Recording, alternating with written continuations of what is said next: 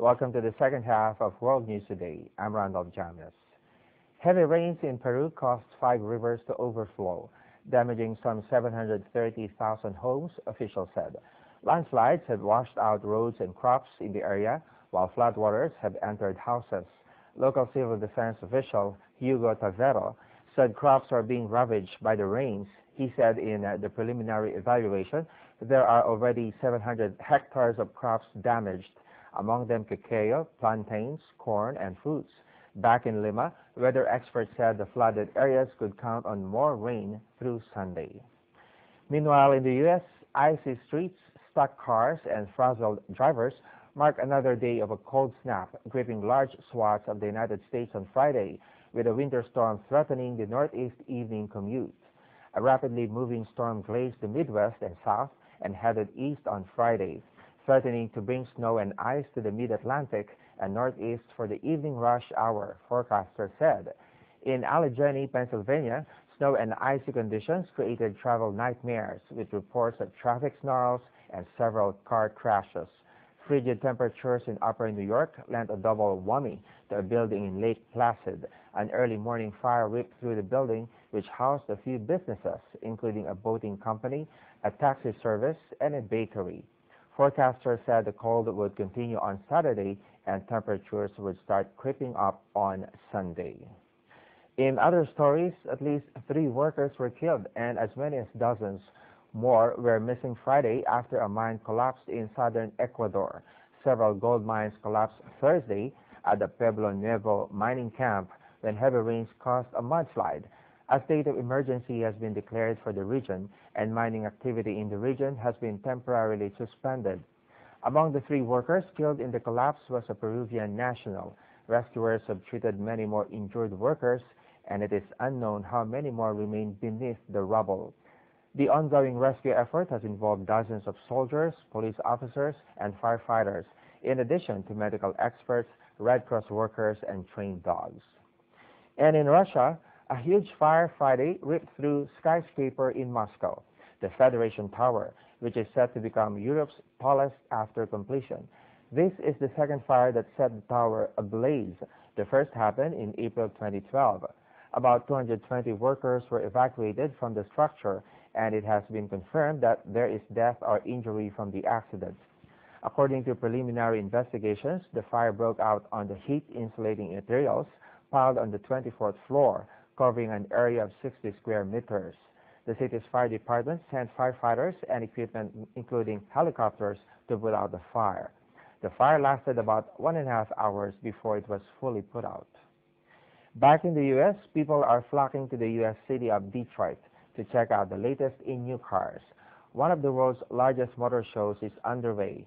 Automakers are going big, small, or luxury in their effort to cash in on the revitalized American market. Here's more.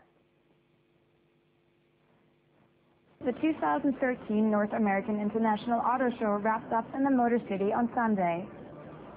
Car makers from many countries are unveiling over 50 new models. Over 14 million new vehicles were sold in the U.S. last year. That's an increase of over 13% compared to 2011. The nation's auto market is on a solid recovery path. Japanese car makers are doing well. U.S. sales surged around 25% for both Toyota and Honda.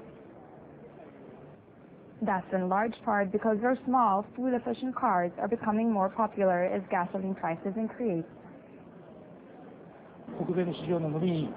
Toyota will produce vehicles that will meet customer needs to keep up with growing demand in North America.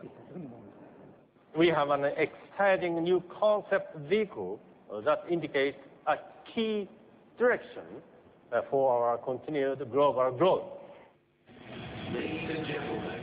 At the auto show, Honda unveiled a compact sports utility vehicle. The firm hopes it will boost its sales of smaller cars even more. The new model features a spacious interior. Honda made this possible by designing a thin gasoline tank located below the body of the car. We can definitely see a clear trend towards smaller, economical, compact cars. U.S. car makers aren't just sitting idle. Ford aims to compete with Japanese firms with a small car of its own. We want to fill in our lineup. In the past, for many reasons, we didn't have a compelling lineup to face off against the Japanese competitors. We wanted to take leadership in fuel economy. Meanwhile, General Motors is on the offensive with larger vehicles as it anticipates a further recovery in the U.S. market. GM has introduced a new pickup truck with a large bed design, the rear cargo area. Its executives stress the vehicle is much more fuel efficient than previous models. I like it. I've been looking at either getting one of these or a car, but I've been seeing this. I'm thinking about getting one of these. In an effort to boost market share, European car makers have turned to an action plan different from their Japanese or U.S. rivals. Their motto is to win over consumers with luxury cars. European car manufacturers, including BMW, Mercedes-Benz, and Audi, have unveiled high-end sports cars and sport utility vehicles. Their cars boast meticulous exterior and interior design, flush with the finest materials. The American auto market remains strong despite sluggish car sales elsewhere, including China and Europe. This is fueling expectations that the auto industry will help pull the U.S. economy out of its current slump.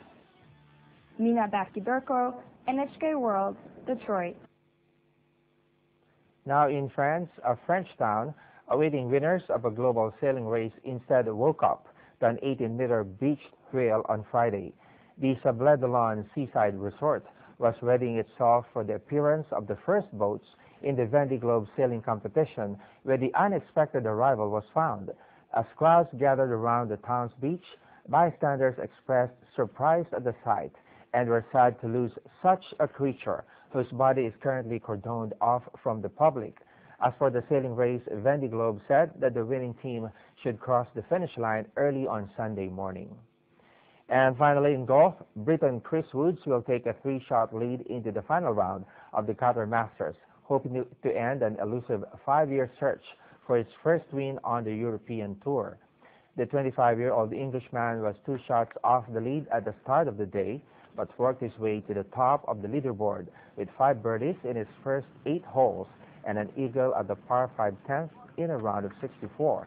For most of the third round, his nearest challenger was Spain's Sergio Garcia, but he dropped back 4 shots off the pace after finishing his 70 with a bogey after finding water by the 18th green. In a 3-way tie for second place are New Zealander Michael Campbell, another Englishman Simon Can, and Sweden's Alexander Noren.